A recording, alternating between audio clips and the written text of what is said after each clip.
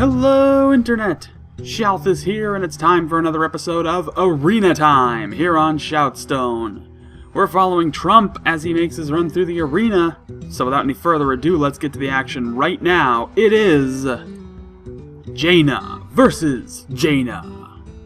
Trump playing the part of the lower Jaina the Mage, and Wonder Dash playing the part of the Jaina the upper, as we enter this game.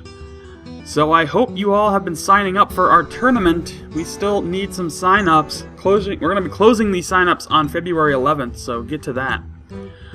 Don't forget that you can also watch the latest episode of Games in 60 Seconds, which is going to be coming to you every Monday and Friday. You'll find the link at the end of this episode, so stay tuned for that, as well as a link to our tournament information. But without further ado, let's get into this game. So Trump currently is down 2 losses already as we enter Game 8. So he's 5-2, 1 loss away from elimination. Hopes of a 12-win run are looking a little bleak, I will admit. But let's see what happens. So Raptor hits the field, and it will be quickly frost-bolted away. I have to admit that I think Trump's probably happy that that ate a Frostbolt. So he's going to put Mirror Entity into play. Interesting choice to play that a little early, because it's so early in the game that I don't know if it's really going to replicate anything worthwhile. But it could prevent his opponent from putting anything really early into play. Just maybe trying to coin something out that would be a little bit bigger to establish some early board presence. So that could be nice, but we'll see. Instead it will be a River Crocolisk. So that was probably, it could have potentially been baited out, or it could simply have just been a case of, this is all I have. So you get the River Crocolisk. So in response, I mean, he's got a couple of 4-play cards there. He can probably put out that Chillwind Yeti. I know he's going to play the Water Elemental instead. Get something out there for a little bit of board control. So that could be a good move. I mean, that Yeti is a very nice card because it's a good solid 4-drop minion. But I think he wants to hold off on that just to try and bait. He's probably trying to bait something out of his opponent right now. Trying to get a little bit of a bigger minion on the field. He knows he's still holding onto that coin. Wants to see that in play. But in the event, we are just kind of waiting to see it. You know, this is where a spectator mode or some kind, or observer mode would come into play really handily. Alright, puts that Dalaran Mage into play. That's going to be a +1 spell damage. In a Mage deck, that definitely makes that card a bit of a target, to say the least. But the River Crocolisk will be taken out of play. And damage is going to be focused on the hero. Here comes the Yeti now, as we enter the bottom half of the 5th turn. So now Wonder Dash's response is definitely going to try to be, as far as I'm concerned, a little bit of control. He's staring at a lot of damage really early, which is fine. You can certainly eat some early damage and not really suffer too bad if you have a good late game, or mid to late game. But at this point, he definitely wants to either take some stuff out or hold some stuff back. And he doesn't have any board presence where he can do that, so he needs to get some spells into play or start putting some more board presence out there that can be effective. And he may not really have the options in his hand right now, because he's taking an extra long time to try to decide what he wants to do, or he's really trying to build up some kind of interesting play here. Alright, so he's going to put that Abomination into play and start whittling away at that River Crocolisk. So the obvious target, because it can't be anything else, is that Abomination.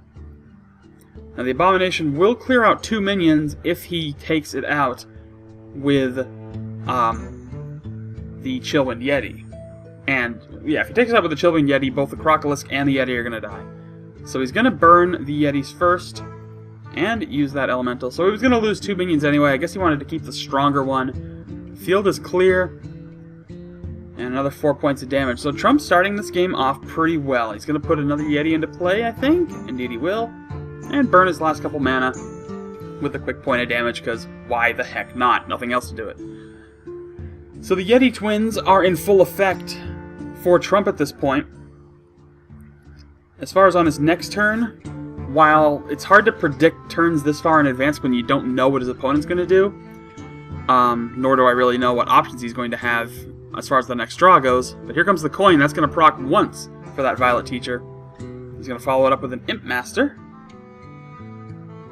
So that's going to give him a couple of cheaper cost minions out there, starting to establish a little bit of a board presence. Trump did just draw a Polymorph, so if he wants to shut one of these cards down, he will have that option. But beyond that, he does have a Violet Teacher of his own. He also has that Argent Commander. It's a slightly difficult play to just kind of pull out of thin air here. I'm not sure what decision he's going to want to make. But, you know, he can start clearing some of the cheaper minions just by using his ping attack. And he can kill off at least the Imp Master and prevent that from really being much effective. I mean, if he wanted to, he could ping the Teacher, take out the Imp Master with the injured Yeti, and then take out the Teacher with the healed up Yeti. No, instead he's gonna... Oh, is he? I mean, that's what I'm thinking. You could do that, and that would cut down on this, you know, mini-minion production. And he's going to play his own Violet Teacher, and he will do precisely that. So, there you go. So he clears out the two biggest threats. He just leaves a couple of cheapo guys on the field. Probably nothing that the Mage player can really use to buff those up to any significant degree. But he will play Blizzard instead, which will clear out those Yetis, so the twin Yetis fall. And a couple little tiny pokes of damage by the minions left. So the Violet Teacher could serve to be a bit of a minion battery, but he will he ping the Imp away? I think he's debating if he wants to use that 2 mana points for something else. He's going to put another Mirror Entity into play, as well as a Senjin Shieldmaster. Kazdingo! Yeah.